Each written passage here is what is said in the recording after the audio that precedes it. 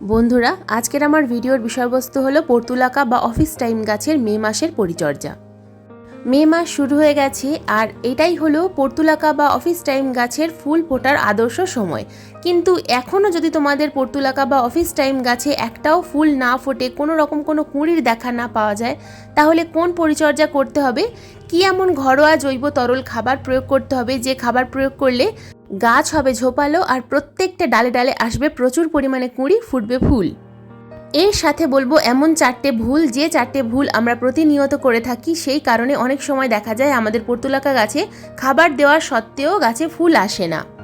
কি সেই চারটে ভুল আর কোন খাবার আমি আজ আমার পর্তুলাকা গাছে প্রয়োগ করে তোমাদের দেখাবো, সব কিছু জানতে হলে ভিডিওটা সম্পূর্ণ দেখতে হবে।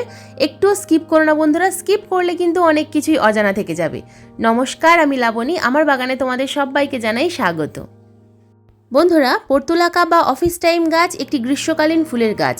তাই প্রথম যে ভুলটা আমরা করি সেটা হলো এই গাছকে যদি আমরা গ্রিন নেটের ছায়ায় রেখে দিই অথবা যদি কোনো ছায়া জায়গায় রেখে দিই, তাহলে এই গাছে কিন্তু একেবারেই কুঁড়ি আসতে চায় না। শুধুমাত্র লম্বা লম্বা ডালই হতে থাকে, কিন্তু ডালের মধ্যে কোনো রকম কোনো কুঁড়ির দেখা পাওয়া যায় না। প্রচুর পরিমাণে খাবার দেওয়া সত্ত্বেও গাছে কুঁড়ি আসে না। তাই প্রথম যে ভুলটা আমরা করি সেটা হলো রোদ্দুর। এই গাছকে যদি আমরা ফুল সানলাইটের মধ্যে না রেখে দিই তাহলে কিন্তু এই গাছে কুঁড়িও আসবে না আর ফুলও ফুটবে না। এবার আসি 2 নম্বর ভুলের কথায়। 2 নম্বর ভুল যেটা আমরা করি, এই পর্তুলাকা বা অফিস টাইম গাছে আমরা প্রচুর পরিমাণে জল প্রয়োগ করি। অতিরিক্ত জল দেওয়ার ফলে অনেক সময় দেখা যায় যে টবের মাটিতে ফাঙ্গাস জমে যায় এবং গাছের গোড়ায় শিকড় পচে যেতে থাকে, গাছগুলো ধীরে ধীরে পচে যায়। তাই সেই কারণে আমাদেরকে কিন্তু লিমিটেড জল প্রয়োগ করতে হবে। অতিরিক্ত মাত্রায় জল কিন্তু কখনোই দেওয়া যাবে না। শুধুমাত্র ওপরের টপ সয়েলটা ভিজবে এইরকমভাবে জল দিতে হবে। আর জল প্রয়োগ করলে কাল আবার জল প্রয়োগ করতে হবে, ঠিক এইরকমভাবেই কিন্তু আমাদেরকে জল প্রয়োগ করতে হবে। তবেই এই গাছে প্রচুর পরিমাণে ফুল আসবে, তা না হলে কিন্তু এই গাছগুলো অতিরিক্ত মাত্রায় লম্বা হতে থাকবে, গাছে ফুল আসবে না। তাই জল সবসময় কিন্তু আমাদেরকে একটু বুঝে বুঝে দিতে হবে। জল যদি অতিরিক্ত মাত্রায় হয়ে যায়, টবের মাটিতে যদি ফাঙ্গাস লেগে যায়, যার ফলে গাছ পচে যাবে এবং গাছগুলো হলুদ হয়ে যাবে। মাটি যেন কখনোই খুব বেশি কাদা কাদা না হয়ে থাকে, সবসময় মাটি যেন ঝুরঝুরে হয়ে থাকে। উপরের টপ সয়েলটা হালকা ভিজে থাকবে, কিন্তু হাত দিলে দেখা যাবে যে মাটি ঝুরঝুরে হয়ে রয়েছে। ঠিক এইরকমভাবেই কিন্তু আমাদেরকে জল প্রয়োগ করতে হবে। এবার আসি 3 নম্বর ভুলের কথায়। 3 নম্বর যে ভুলটা আমরা করি, গাছে তো প্রচুর পরিমাণে খাবার প্রয়োগ করি, কিন্তু তা সত্ত্বেও অনেক সময় দেখা যায় যে গাছে কিছুতেই কুঁড়ি আসছে না বা ফুলও ফুটছে না। আমরা অনেক সময় গাছের টবের মাটিতে খেয়াল করি না, মাটি অনেক সময় অ্যাসিডিক থাকে না, ক্ষারীয় হয়ে যায়, যে কারণে কিন্তু গাছে ফুল আসে না। সেই কারণে প্রত্যেক মাসে 2বার করে এমন কিছু জিনিস গাছের টবের মাটিতে প্রয়োগ করতে হবে যেগুলো প্রয়োগ করলে টবের মাটি সবসময় অ্যাসিডিক থাকবে। প্রতি মাসে 2বার করে চা পাতা ভেজানো জল অথবা কফি পাউডার যদি এই গাছের টবের মাটিতে তোমরা প্রয়োগ করতে পারো, সব সময় কিন্তু এই গাছগুলো মাটি অ্যাসিডিক থাকবে, যার ফলে গাছে কিন্তু প্রচুর পরিমাণে কুঁড়ি আসবে। তোমরা সামনেই যেমন দেখতে পাচ্ছ, আমার প্রত্যেকটা গাছে কিন্তু প্রচুর পরিমাণে ফুল ফুটছে। এই প্রচণ্ড গরমেও কিন্তু এই গাছগুলো বাগানকে সাজিয়ে রাখার জন্য একদম অন্যতম। অন্যান্য গাছে যদি ফুল নাও ফোটে, কিন্তু এই অফিস টাইম বা পর্তুলাকা গাছে তোমরা কিন্তু এই সময় প্রচুর পরিমাণে ফুল দেখতে পাবে। আজকের ভিডিওতে যে খাবারটা আমি প্রয়োগ করব, এই খাবার গাছে প্রয়োগ করলে টবের মাটিও অ্যাসিডিক থাকবে এবং গাছে প্রচুর পরিমাণে ফুলও আসবে। এবার বলবো 4 নম্বর যে ভুলটা আমরা করি, সেটা হলো গাছের ডাল যখন অতিরিক্ত মাত্রায় লম্বা হতে থাকে, আমরা সেই ডালগুলোকে পিঞ্চিং করি না। লম্বা হতেই থাকছে, কিন্তু সেই ডালগুলোকে যদি আমরা পিঞ্চিং না করি তাহলে কিন্তু বাড়তেই থাকবে, গাছে কখনো কুঁড়ি আসবে না।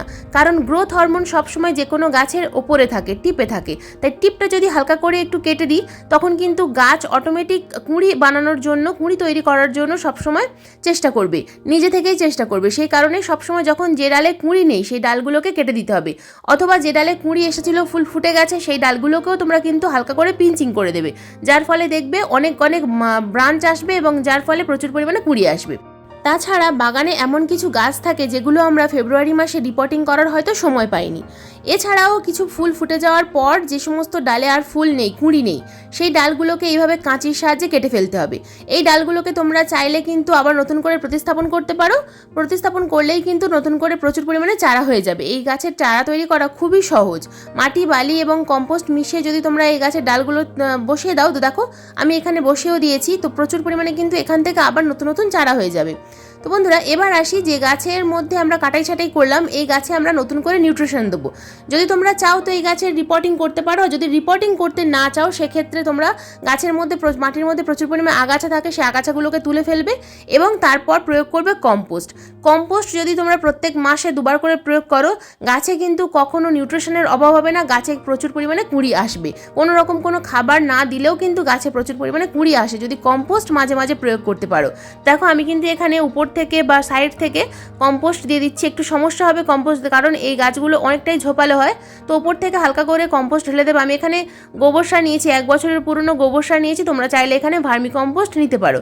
তো খুব ভালোভাবে কিন্তু এইভাবে কম্পোস্টের একটা লেয়ার দিয়ে দিতে হবে।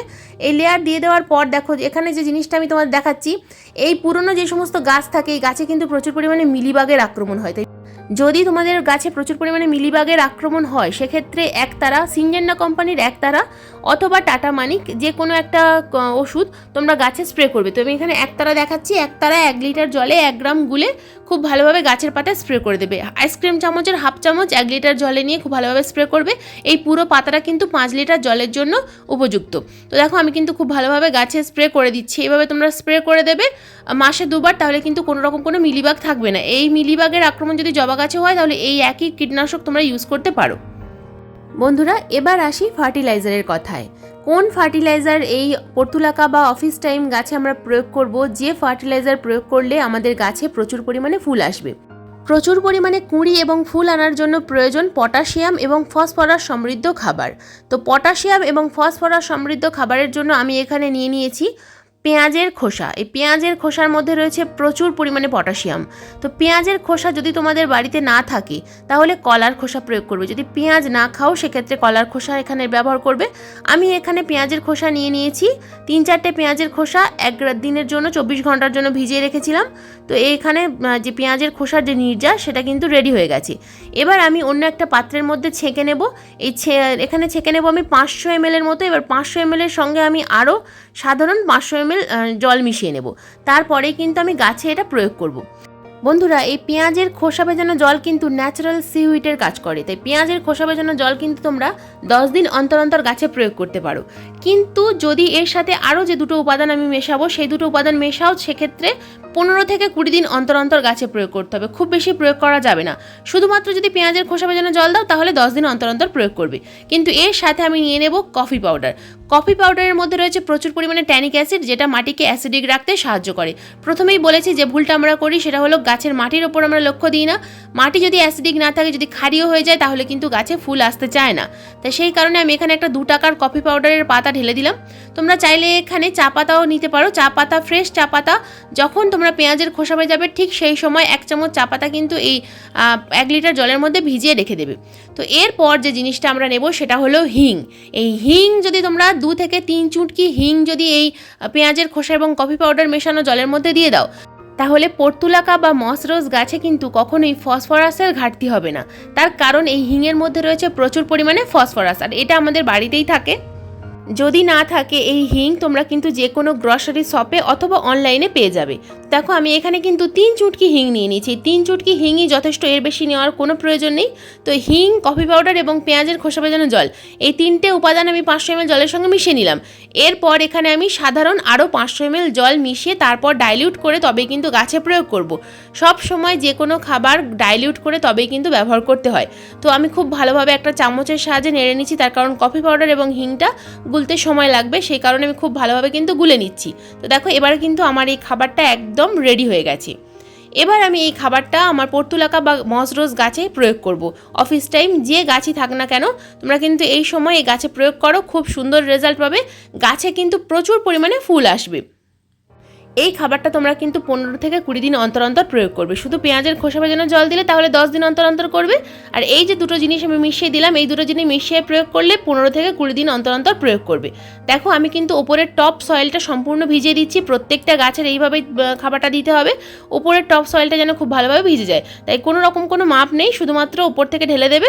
তো দেখো আমি কিন্তু কিভাবে দিচ্ছি, তোমরা এইভাবে গাছে প্রয়োগ করবে খাবারটা। এইভাবে গাছে যদি তোমরা প্রত্যেক মাসে 2বার করে খাবারটা প্রয়োগ করতে পারো, প্রচুর পরিমাণে কিন্তু তোমরা ফুল পাবে। আমি কিন্তু শুধুমাত্র এই রকম খাবার প্রয়োগ করেই আমার অফিস টাইম বা পর্তুলাকা গাছে প্রচুর পরিমাণে ফুল পাই, যেটা তোমরা ভিডিওতে দেখতে পাচ্ছ। প্রচুর পরিমাণে কিন্তু প্রত্যেক দিন এই গাছে হাজারো হাজারো ফুল ফুটবে।